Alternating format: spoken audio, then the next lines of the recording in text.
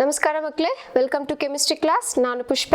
So ನಾವು ಹಿಂದಿನ ಕ್ಲಾಸಲ್ಲಿ ಬಯೋಮಾಲಿಕ್ಯೂಲ್ಸ್ ಚಾಪ್ಟರ್ ಶುರು ಮಾಡಿದ್ವಿ. ಅದರಲ್ಲಿ ಕಾರ್ಬೋಹೈಡ್ರೇಟ್ಸ್ಗಳ ಕ್ಲಾಸಿಫಿಕೇಶನ್ ಹಾಗೂ ಸ್ಟ್ರಕ್ಚರಲ್ ಎಲಿಸಿಡೇಷನ್ ಆಫ್ ಗ್ಲುಕೋಸ್ ಕಲ್ತ್ಕೊಂಡ್ವಿ. ಸೊ ಅದರಲ್ಲಿ ಓಪನ್ ಸ್ಟ್ರಕ್ಚರ್, ಹ್ಯಾವೋರ್ತ್ ಸ್ಟ್ರಕ್ಚರ್, ಅದನ್ನು ಯಾಕೆ ಪೈರನೋಸ್ ಅಂತ ಹೇಳ್ತೀವಿ, ಸೊ ಹೇಗೆ different points we had learned. And one more point you have to make a note is glucose ಮಾಲಿಕ್ಯೂಲ್ನ ನಾವು ಡೆಕ್ಸ್ಟ್ರೋಸ್ ಅಂತ ಕೂಡ ಕರೀತಾರೆ. Okay, so dextrose is nothing but the glucose molecule. ಯಾಕೆ ಅಂದರೆ this is a dextra rotatory molecule. Plane of polarized light ನ ನಾವು glucose solution through pass ಮಾಡಿದಾಗ ಸೊ ಅದು ರೈಟ್ ಸೈಡ್ಗೆ ಟರ್ನ್ ಮಾಡುತ್ತೆ. ಹಾಗಾಗಿ ಇದನ್ನು ನಾವು ಡೆಕ್ಸ್ಟ್ರೋಸ್ ಅಂತ ಕೂಡ ಕಾಮನ್ ಆಗಿ ಕರಿತೀವಿ. So in today's class let us continue carbohydrates. The last monosaccharide we have to learn is the fructose molecule.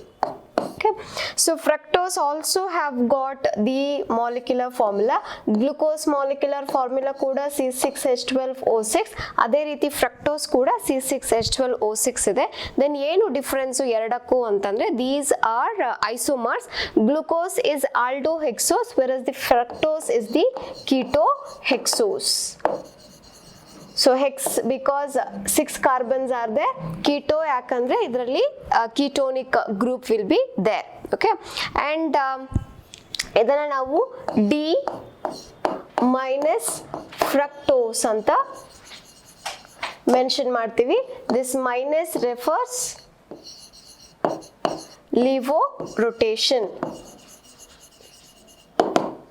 So ಹೇಗೆ glucose molecule plane of polarised light ನ ರೈಟ್ ಸೈಡ್ ಗೆ ಟರ್ನ್ ಮಾಡ್ತಿತ್ತು, so ಅದೇ ರೀತಿ fructose solution ಮುಖಾಂತರ ನಾವು pass ಮಾಡಿದಾಗ so this fructose solution will turn the plane of polarised light towards the left side. Okay, so ಇದನ್ನ ಲಿವೋ ರೊಟೇಷನ್ ಅಂತ ಕರಿತೀವಿ. ಸೊ ಹಾಗಾಗಿ ಅದನ್ನ ನಾವು ಮೈನಸ್ ಇಂದ ರೆಪ್ರೆಸೆಂಟ್ ಮಾಡಬಹುದು ಅಥವಾ ಸ್ಮಾಲ್ ಎಲ್ ಕೂಡ ಯೂಸ್ ಮಾಡಬಹುದು. So the name for the fructose is the levulose. So ಹೇಗೆ ಗ್ಲುಕೋಸ್ನ ಡೆಕ್ಸ್ಟ್ರೋಸ್ ಅಂತ ಕರೀತಾರೆ, ಹಾಗೆ ಫ್ರಕ್ಟೋಸ್ನ ಲೆವಿಲೋಸ್ ಅಂತ ಕೂಡ ಕರೀತಾರೆ. And this is the main component of fruits. So ಫ್ರೂಟ್ಸ್ನ ಸ್ವೀಟ್ ಟೇಸ್ಟ್ ಏನಿದೆ that is because of the fructose molecule. And this fructose ಸುಕ್ರೋಸ್ನ ಕಾಂಪೋನೆಂಟ್ ಕೂಡ. Sucrose is made up of glucose and fructose molecule. Okay, so let us see ಈ fructose structure ಹೇಗಿರುತ್ತೆ ಅಂತ ನೋಡೋಣ. ಇದರಲ್ಲಿ ಕೂಡ 6 ಕಾರ್ಬನ್ ಆಟಮ್ ಇರುತ್ತೆ. ಸೊ ಮೊದಲಿಗೆ ಓಪನ್ ಸ್ಟ್ರಕ್ಚರ್ ಬರೋಣ. ಇದರಲ್ಲಿ ಸ್ಟ್ರಕ್ಚರಲ್ ಎಲಿಸಿಡೇಷನ್ ಇಲ್ಲ, but you have to learn open structure, cyclic structure and Haworth ಸ್ಟ್ರಕ್ಚರ್ನ ನಾವು ಕಲಿಬೇಕು. So 6 carbon atoms we have written. ಇದು ಕೀಟೋನ್ ಫಂಕ್ಷನಲ್ ಗ್ರೂಪ್ ಆಗಿರೋದ್ರಿಂದ ಕೀಟೋನ್ ಮಾಲಿಕ್ಯೂಲ್ ಯಾವಾಗೂ ಒಳಗಡೆ ಇರುತ್ತೆ. ಟರ್ಮಿನಲ್ ನಲ್ಲಿ ಇದ್ರೆ ಅದನ್ನ ಆಲ್ಡಿಹೈಡ್ ಆಗಿ ಕನ್ವರ್ಟ್ ಮಾಡಬಹುದು, but ketonic group will be inside. So the simplest the least possible number ಕೊಡುವಂತ ಪೊಸಿಷನ್ ಅಂದ್ರೆ second position for the 6 carbon containing molecule. So ಹಾಗಾಗಿ ನಾವು ಈ ಕಾರ್ಬನ್ ನ ಫಸ್ಟ್ ಕಾರ್ಬನ್ ಅಂತ ತಗೊಂಡು this is considered to be second, third, fourth, fifth and 6th carbon atom. So ಈಗ ketone group ಬರ್ದಿದ್ದಾಯ್ತು. ಸೊ ಉಳಿದಿದ್ದು ಹೇಗೆ ಇರತ್ತೆ ಅರೇಂಜ್ಮೆಂಟ್ ಅಂದ್ರೆ 6th ಕಾರ್ಬನ್ ಆಟಮ್ ನಲ್ಲಿ it will be CH2OH, no changes. Like glucose ತರನೇ CH2OH ಇರುತ್ತೆ. ಮೊದಲನೇ ಕಾರ್ಬನ್ ಆಟಮ್ ನಲ್ಲೂ ಕೂಡ CH2OH will be there. Okay, and so ಅದರಲ್ಲಿ ಗ್ಲುಕೋಸ್ ಮಾಲಿಕ್ಯೂಲ್ ನಲ್ಲಿ with respect to hydroxyl group ನಾ ಹೇಳಿದ್ದೆ RLRR ಅಂತ. ಅಂದ್ರೆ ಮೊದಲನೇ ಕಾರ್ಬನ್ ಆಟಮ್ ನಲ್ಲಿ CHO ಗ್ರೂಪ್ ಇರುತ್ತೆ. ಎರಡನೇ ಕಾರ್ಬನ್ ಆಟಮ್, ಥರ್ಡ್, ಫೋರ್ತ್ ಹಾಗೂ 5th ಕಾರ್ಬನ್ ಆಟಮ್ ನಲ್ಲಿ ಹೀಗೆ ನಾವು ಹೈಡ್ರಾಕ್ಸಿಲ್ ಗ್ರೂಪ್ ನ ಅಟ್ಯಾಚ್ ಮಾಡಬಹುದು ಅಂತ. ಸೊ ಇಲ್ಲಿ ಎರಡನೇ ಕಾರ್ಬನ್ ಆಟಮ್ ನಲ್ಲಿ ಆಲ್ರೆಡಿ ಕೀಟೋನ್ ಗ್ರೂಪ್ ಇರೋದ್ರಿಂದ ಸೊ ಉಳಿದಿದ್ದು you can remember LRR. Okay, so that is OH group left side ಬರುತ್ತೆ, ಇದು right side and right side. So ಉಳಿದದ್ದು ನಾವು ಹೈಡ್ರೋಜನ್ ಆಟಮ್ ನ ಅಟ್ಯಾಚ್ ಮಾಡಬಹುದು. So this is the open structure of fructose. ನಾವಿದನ್ನ D minus fructose ಅಂತ ಹೇಳ್ತೀವಿ. So minus ಅಂತ ಯಾಕೆ ಹೇಳ್ತೀವಿ ಅಂತ ಆಲ್ರೆಡಿ ನಾವು ಕಲ್ತ್ಕೊಂಡ್ವಿ, because of the levo rotation. ಈ ಡಿ ಅಂತ ಯಾಕೆ ಬಂತು ಕಾನ್ಫಿಗರೇಷನ್? ಸೊ ನೆನ್ನೆ ನಾವು ಕಲ್ತ್ಕೊಂಡ್ವಿ ಗ್ಲಿಸರಾಲ್ಡಿಹೈಡ್ ಮಾಲಿಕ್ಯೂಲ್ ನಲ್ಲಿ ಲಾಸ್ಟ್ ಕೈರಲ್ ಕಾರ್ಬನ್ ಆಟಮ್ ಏನಿದೆ, ಸೊ ಆ ಕೈರಲ್ ಕಾರ್ಬನ್ ಆಟಮ್ ನಲ್ಲಿ ಹೈಡ್ರಾಕ್ಸಿಲ್ ಗ್ರೂಪ್ ಬಲಗಡೆ ಇದೆಯಾ ಎಡಗಡೆ ಇದೆಯಾ ಅಂತ ನಾವು ಚೆಕ್ ಮಾಡಬೇಕು. ಸೊ ಇದರಲ್ಲಿ 3 ಕೈರಲ್ ಕಾರ್ಬನ್ ಆಟಮ್ಸ್ ಗಳಿದೆ and 2 primary hydroxyl groups are there. ಇದು ಮೊದಲನೇದು ಹಾಗೂ 6ನೇ hydroxyl group primary, 3rd 4th ಹಾಗೂ 5th ಹೈಡ್ರಾಕ್ಸಿಲ್ ಗ್ರೂಪ್ ಏನಿದೆ ಅದು ಸೆಕೆಂಡರಿ ಹೈಡ್ರಾಕ್ಸಿಲ್ ಗ್ರೂಪ್ ಆಗತ್ತೆ. ಅಂಡ್ ಸೊ ನಾವೀಗ 5th ಕಾರ್ಬನ್ ಆಟಮ್ ನ ಕನ್ಸಿಡರ್ ಮಾಡಿದ್ರೆ ಅದರಲ್ಲಿ ಹೈಡ್ರಾಕ್ಸಿಲ್ ಗ್ರೂಪ್ ಅನ್ನೋದು ರೈಟ್ ಸೈಡ್ಗೆ ಇರೋದ್ರಿಂದ ನಾವು ಅದನ್ನ ಡಿ ಅಂತ ಕನ್ಸಿಡರ್ ಮಾಡ್ತೀವಿ. ಸಿಮಿಲರ್ ಟು ಗ್ಲೂಕೋಸ್, ಅದನ್ನು ಕೂಡ ನಾವು ಡಿ ಗ್ಲೂಕೋಸ್ ಅಂತಾನೆ ಕರೆದ್ವಿ because hydroxyl group is present on the right side at the last of chiral carbon atom. So ನಾವೀಗ ಓಪನ್ ಸ್ಟ್ರಕ್ಚರ್ ಬರೆದ್ವಿ. From this one we have to write the cyclic structure. So cyclic structure ನಲ್ಲಿ ಬರಿಬೇಕಾದ್ರೆ 2 carbon atom ನ ನಾವೀಗ link ಮಾಡಬೇಕು. So again ನೀವು recall ಮಾಡ್ಕೊಂಡ್ರೆ glucose molecule ನಲ್ಲಿ ಮೊದಲನೇ ಕಾರ್ಬನ್ ಆಟಮ್ ಹಾಗೂ 5th ಕಾರ್ಬನ್ ಆಟಮ್ ಗೆ ನಾವು ಲಿಂಕ್ ಮಾಡಿದ್ವಿ. So why first carbon atom? Because ಅಲ್ಲಿ functional group first carbon atom ನಲ್ಲಿ ಇತ್ತು. ಸೊ ಇಲ್ಲಿ ಫ್ರಕ್ಟೋಸ್ ನಲ್ಲಿ functional group second carbon atom ನಲ್ಲಿ ಇರೋದ್ರಿಂದ ನಾವು ಲಿಂಕ್ ಮಾಡಬೇಕಾಗಿರೋದು 2nd ಹಾಗೂ 5th ಕಾರ್ಬನ್ ಆಟಮ್ಗೆ. ಸೊ ಅದನ್ನ ನಾವು ಹೀಗೆ ಬರ್ಕೊಳ್ತಾ ಹೋಗೋಣ. 1 2 3 4 5 6. ಓಕೆ, ಸೊ 6 ಕಾರ್ಬನ್ಸ್ ಹೀಗೆ ಬರ್ತಿದ್ದೀವಿ. ಸೊ ಮೊದಲನೇದು ಹಾಗೂ 5ನೇ ಕಾರ್ಬನ್ ಆಟಮ್ನ ನಾವು ಅಗೇನ್ ಆಕ್ಸಿಜನ್ ಇಂದ ಲಿಂಕ್ ಮಾಡ್ತಾ ಇದೀವಿ, similar to glucose molecule. So number ಕೊಟ್ಬಿಡೋಣ 1 2 3 4 5 6. ಓಕೆ, ಸೊ ಇಲ್ಲಿ ಯಾವ್ದಾವ ಚೇಂಜಸ್ ಆಗಿದೆ, ಯಾವ್ಯಾವ ಕಾರ್ಬನ್ ಚೇಂಜ್ ಆಗಿದೆ? ಕೇವಲ 2 ಹಾಗೂ 5ನೇ ಕಾರ್ಬನ್ ನಲ್ಲಿ ಮಾತ್ರ ಚೇಂಜಸ್ ಇದೆ. 1st 3rd 4th 6th ಅಲ್ಲಿ ಯಾವುದೇ ಚೇಂಜಸ್ ಇಲ್ಲ. So let us right them as it is. ಇದರಲ್ಲಿ CH2OH ಹಾಗೆ ಉಳ್ಕೊಳ್ಳುತ್ತೆ ಅಂಡ್ 6th ಕಾರ್ಬನ್ ಆಟಮ್ ಕೂಡ CH2OH ಇರುತ್ತೆ. 4th ಹಾಗೂ 3rd ಕಾರ್ಬನ್ ಆಟಮ್ ನಲ್ಲಿ H right side, OH left side. 4th carbon atom ನಲ್ಲಿ H left side, OH right side ಇದೆ. So ಈಗ ನಾವು ಈ ಕಾರ್ಬನ್ ಆಟಮ್ಗೆ 2nd ಹಾಗೂ 5th ಕಾರ್ಬನ್ ಆಟಮ್ಗೆ ಬರಿಬೇಕಾದ್ರೆ so what we have to write is, so ಇಲ್ಲಿ OH ಗ್ರೂಪ್ ನ ಬರಿತೀವಿ and here hydrogen atom will be written. Okay, so what is the name of this compound? Of course it is fructose. Okay, so that is D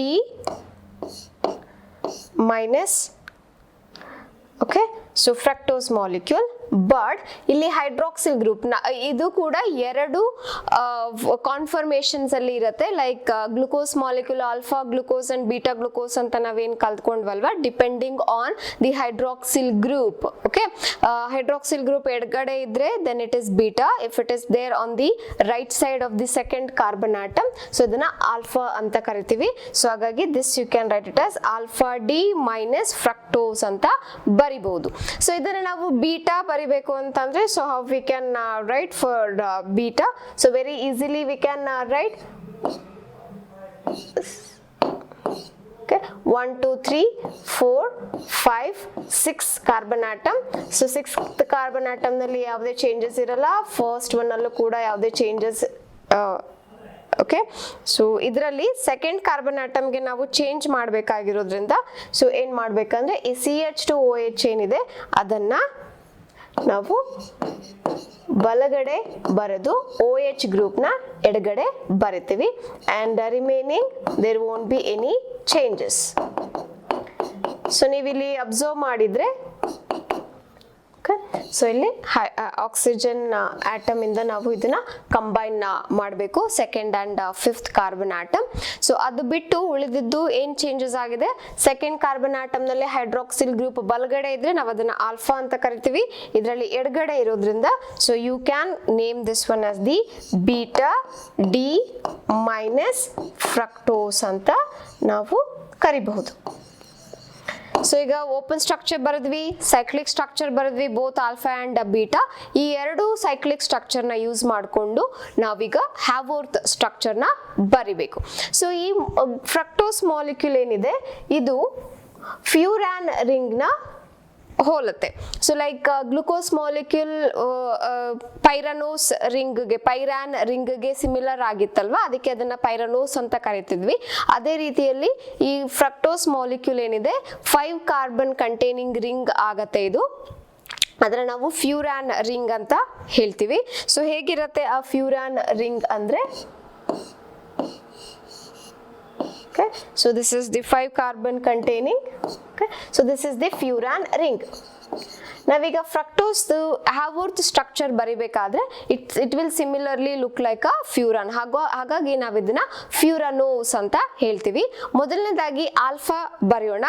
so alpha ಬರಿಬೇಕಾದ್ರೆ what we have to like keep in mind. So first 5 carbon ಸ್ಟ್ರಕ್ಚರ್ನ ನಾವು ಬರಿತೀವಿ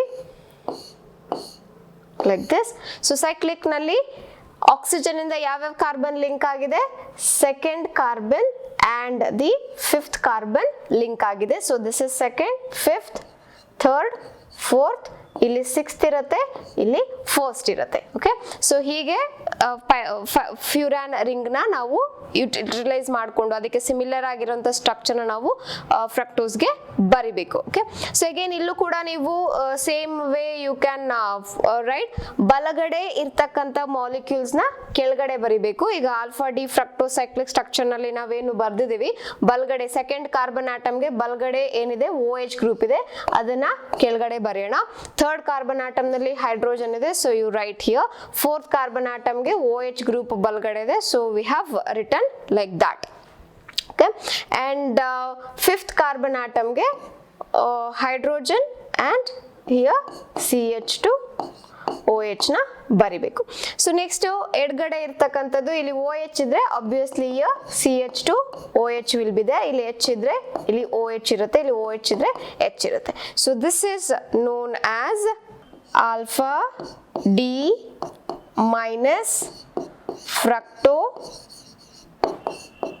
furanose. Okay, so this is called as the alpha D minus fructo furanose. So ಅದೇ ರೀತಿಯಲ್ಲಿ ನಾವು beta ಹೇಗೆ ಬರಿಬಹುದು? So to write the beta, so ಎಲ್ಲಾ carbon atom ನಲ್ಲೂ ಸೇಮ್ ಅರೇಂಜ್ಮೆಂಟ್ ಆಫ್ ಆಟಮ್ಸ್ ಇರುತ್ತೆ except at the 2nd carbon atom. OH group ನ ನಾವು ಮೇಲೆ ಬರೆದು CH2 OH ನ ಕೆಳಗಡೆ ಬರೆದ್ರೆ then it is considered to be beta fructofuranose. So ಉಳಿದಿದ್ದು ಯಾವುದೇ ಚೇಂಜಸ್ ಇರಲ್ಲ. So you can write this one CH2 OH. Okay, so this is known as the beta D minus fructofuranose. Okay, so from the open structure, cyclic structure to the Haworth structure, we have written the fructose structure. ಅದನ್ನ ಲೆವಿಲೋಸ್ ಅಂತ ಕರೀತಾರೆ. So that is D configuration and levorotatory levulose. Okay, so it is a ketoexose. Molecular formula is C6H12O6, component of fruits. So these are the main points you have to remember for the fructose molecule. So ಇಷ್ಟನ್ನ ನಾವು carbohydrates ನಲ್ಲಿ ಕಲ್ತ್ಕೊಂಡ್ವಿ. So let us go to the next biomolecule, that is proteins.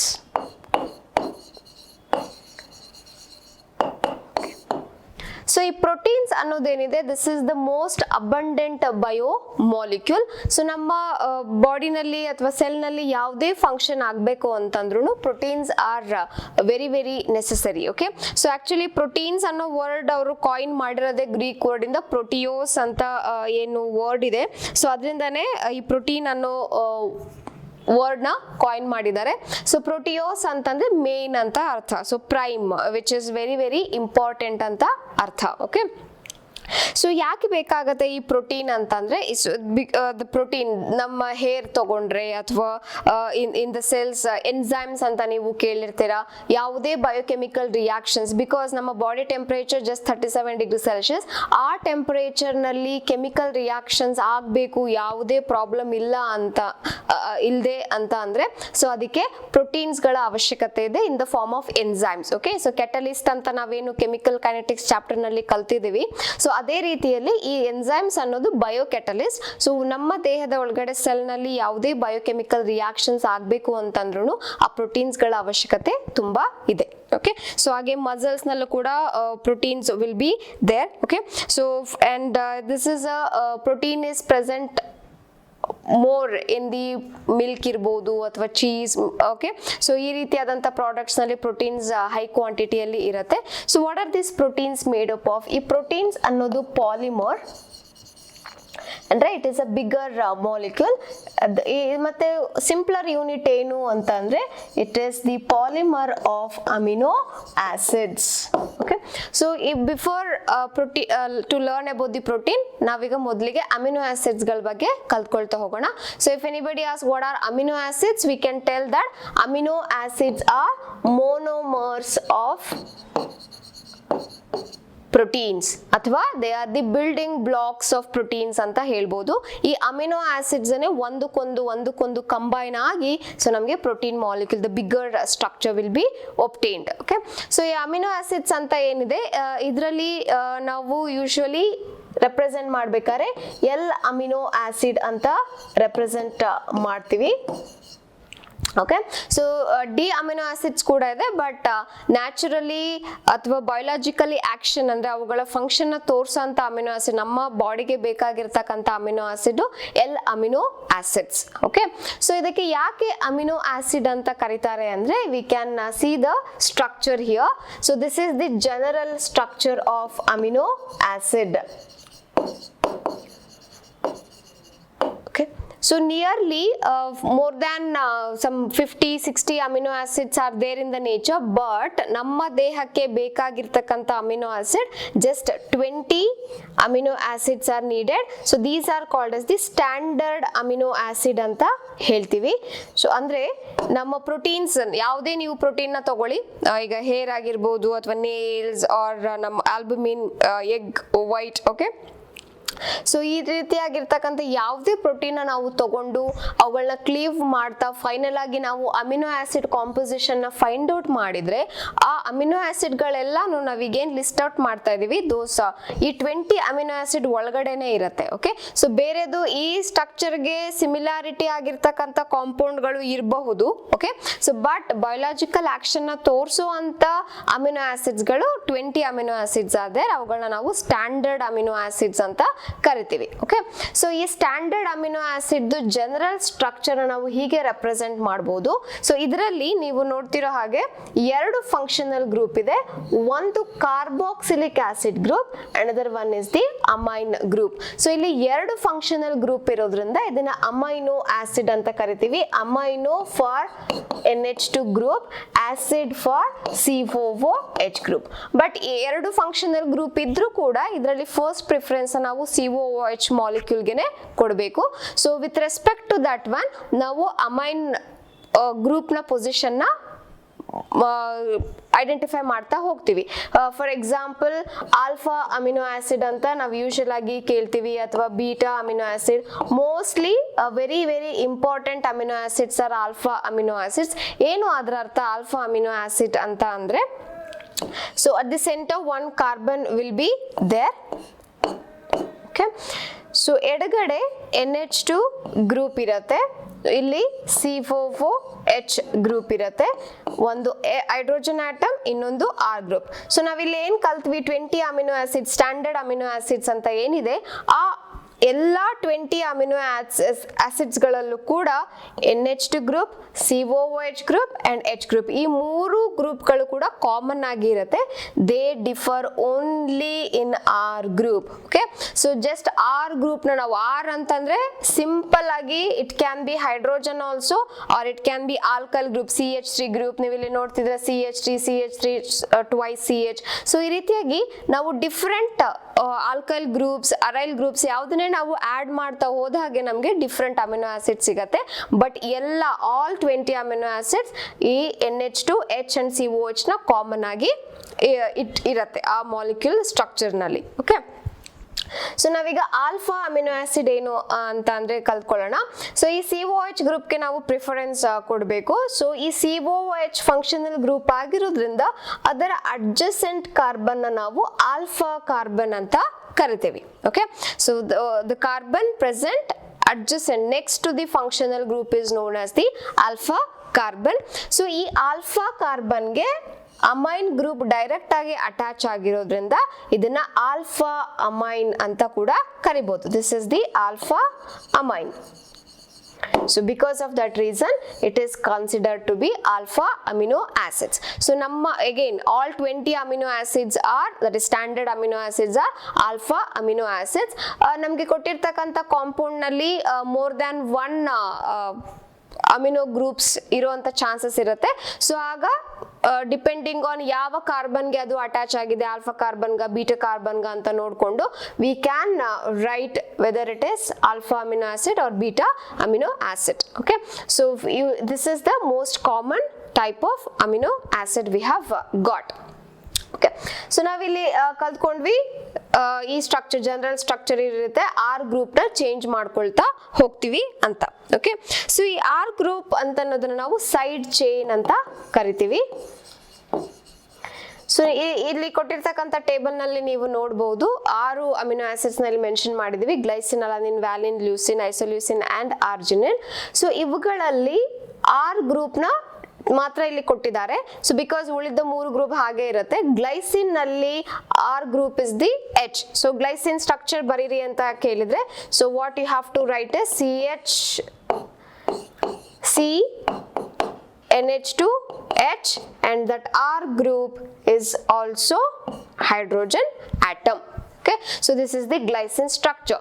Alanine structure anta ಹೇಳಿದ್ರೆ NH2H, C4H, ಈ 3 group common ಆಗಿ ಇರುತ್ತೆ. Next what we have to do is here you have to write CH3 group. So ಹೀಗೆ ಕೇವಲ R group ನ ನಾವು change ಮಾಡ್ಕೊಳ್ತಾ 20 amino acid structure ನ ಬರಿಬಹುದು.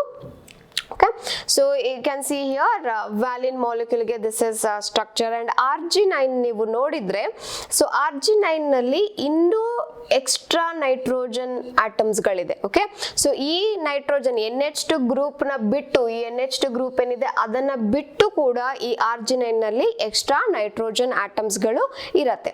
ಸೊ ಅದೇ ರೀತಿಯಲ್ಲಿ ನಾವು ಬೇರೆ ಸ್ಟ್ರಕ್ಚರ್ ನ ನೀವು ನೋಡಿದ್ರೆ, even lysine also have got the extra NH2 group ಇರುತ್ತೆ. And glutamic acid and aspartic acid ನೀವು ನೋಡಿದ್ರೆ ಆಲ್ರೆಡಿ ಒಂದು COOH ಗ್ರೂಪ್ ಇರತ್ತೆ. ಆ COOH ಗ್ರೂಪ್ ಜೊತೆಗೆ even R group also have got extra COOH group ಇಲ್ಲಿ ಇದೆ. Okay, so glutamine, asparagine, so ಈ ರೀತಿಯಾಗಿ ಎಕ್ಸ್ಟ್ರಾ NH2 ಇದರಲ್ಲೂ ಕೂಡ ನಾವು ನೋಡಿದಾಗೆ ಎಕ್ಸ್ಟ್ರಾ NH2 ಗ್ರೂಪ್ ನ ನೋಡಬಹುದು. Glutamine also got extra NH2. Okay, and methionine and cystine molecule ನ ನೀವು ಅಬ್ಸರ್ವ್ ಮಾಡಿದ್ರೆ ಈ ಎರಡರಲ್ಲಿ ಸಲ್ಫರ್ ಆಟಮ್ ಇದೆ. Okay, and phenyl alanine, tyrosine and tryptophan. Okay, so ಈ 3 ಮಾಲಿಕ್ಯೂಲ್ಸ್ ಏನಿದೆ ಇವುಗಳನ್ನ ನಾವು ಆರೋಮ್ಯಾಟಿಕ್ ಅಮಿನೋ ಆಸಿಡ್ಸ್ ಅಂತ ಕರಿಬಹುದು, because they have got the benzene ring in it. ನೀವು ಫಿನೈಲ್ ಅಲಾನಿನ್ ನೋಡಬಹುದು, C6H5 ಇದೆ, that is the phenyl group. Okay, benzene ring ಇರುತ್ತೆ. ಈ ಟೈರೋಸಿನ್ ಅಲ್ಲೂ ಕೂಡ C6H4, that is also benzene ring. Tryptophan ಅಲ್ಲಿ ಇಲ್ಲಿ ಬೆನ್ಸಿನ್ ರಿಂಗ್ ಮೆನ್ಷನ್ ಮಾಡಿದ್ದಾರೆ. ಸೊ ಹಾಗಾಗಿ ಇವುಗಳನ್ನ ನಾವು ಆರೋಮ್ಯಾಟಿಕ್ ಅಮಿನೋ ಆಸಿಡ್ಸ್ ಅಂತ ಕನ್ಸಿಡರ್ ಮಾಡಬಹುದು. Okay, so this histidine have got the side chain. This is not the aromatic molecule, just it is having the 3 carbon and 2 nitrogen atom containing molecule it is having. ಇಲ್ಲಿ proline molecule ಏನಿದೆ ಇದೇನೆ entire structure. This is not R group, this is the entire structure. ಇಲ್ಲಿ COOH group, NH group, CH2H ಇದೇನ್ group ಇದೆ, this is the entire structure of the proline molecule. ನೀವಿಲ್ಲಿ ನೋಡಿದ ಹಾಗೆ ಎಲ್ಲ ಅಮಿನೋ ಆಸಿಡ್ ಗಳಲ್ಲಿ ನಾ ಹೇಳಿದೆ NH2 ಗ್ರೂಪ್ ಇರತ್ತೆ ಅಂತ, ಆದ್ರೆ proline ನಲ್ಲಿ ಕೇವಲ NH ಮಾತ್ರ ಇದೆ. ಸೊ ಈ proline ನ ನಾವು imine ಅಂತ ಕರಿತೀವಿ. That is, it is not amino acid, instead it is imino acid. Okay, because NH group ಏನಿದೆ ಇದನ್ನ ನಾವು imine group ಅಂತ ಹೇಳ್ತೀವಿ. NH2 is amine group and NH is imine group. So ಇಲ್ಲಿ imine group ಇರೋದ್ರಿಂದ NH ಇರೋದ್ರಿಂದ ಇದನ್ನ ನಾವು ಇಮ್ಯುನೋ ಆಸಿಡ್ ಅಂತ ಕರಿತೀವಿ.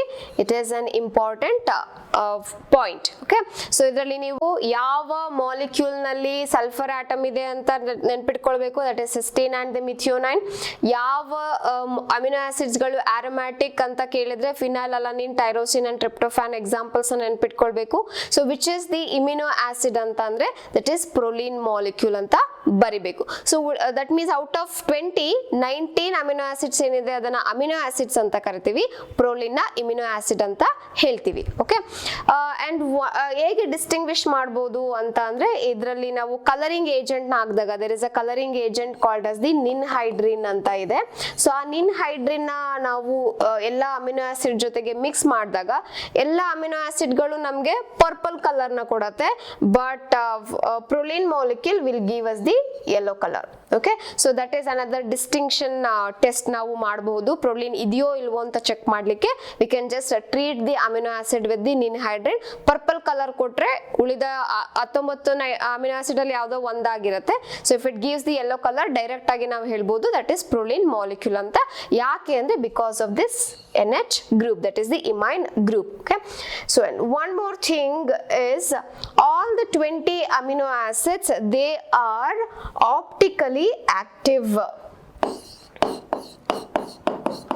All amino acids are optically active except